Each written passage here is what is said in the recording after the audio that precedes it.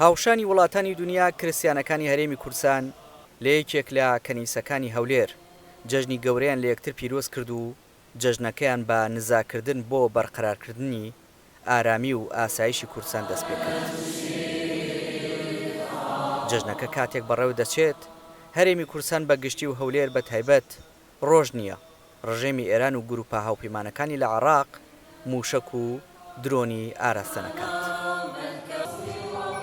کریستیانەکان گەرچی دڵخۆشن بە بەڕێوەچوونی جەژنەکەیان، بەڵام لە هەمان کاتدا نیگەرانن لەو دۆخەی ڕوبەڕووی کوردستان بۆتەوە. ئەم ساڵ ئاهەنگمان گێڕا هەندێک قورس بوو، بەهۆیە موشەکانەوە ئاهەنگەکانمان کورت کردەوە و تەنها لە کەنیسە بووین.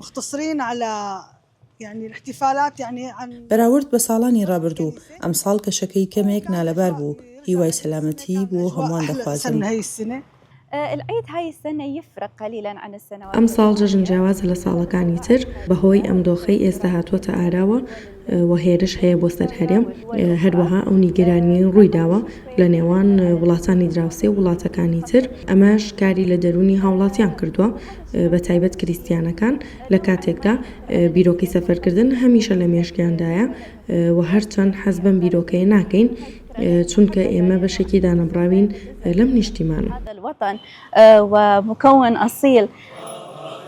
هذا الأيام أكيد المنطقة ئەم ڕۆژانە هەموو ناوچەکە بە ناخۆشی دەتێتە بەڕێت لە دۆخێکی نیگەرانی و سەخت داین.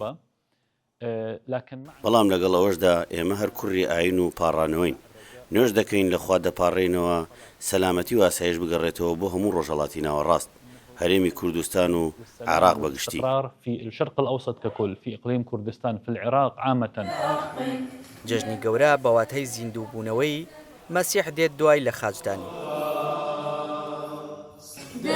کریستیانەکان لە دوای 50 ڕۆژ لە ڕۆژوبوون پێشوازی لەم جەژنە دەکەن بە ڕازاندنەوەی ماڵەکانیان و دروستکردنی خواردن و سەردانکردنی کەنیسەکان.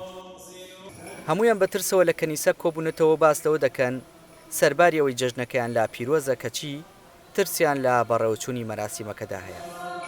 ڕۆژێکی پیرۆزە، زۆر ڕۆژێکی پیرۆزە لۆماڵۆ هەموو مسیحیەکان گەژنای هەمویان پیرۆز دەکەین.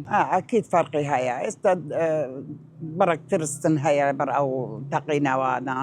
ئەوڕۆ جەژنی قیامەتی مەسیحە، ئەوڕۆ زۆر گرنگە لە کنەما، لە بۆیە کە جەژنی گەورەمانە و باش بۆ ئەو ساڵە جەژنەکەمان کرد و هەممان لەگە یەکترین ئەو ساڵە دوعاتمان کرد کە هەمومان ئارام بین و هەولێر پارێزراوبی.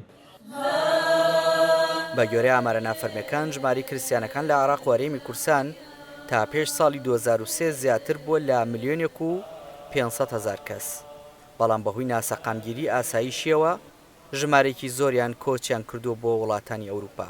گەرچی کوردستان بە پەناگەیەکی ئارام دەزانن بۆ ژیانکردن، بەڵام جارێکی تر ئێران دۆخەکەی لیان شێواندوتەوە و هەمویان لە ترس و دڵڕاوکێدا جەژنی گەورەیان کردەوە و ناشزانن دۆخەکە بەکوێ دەگات. دیار جەمال دەنگی ئەمریکا، هەولێر.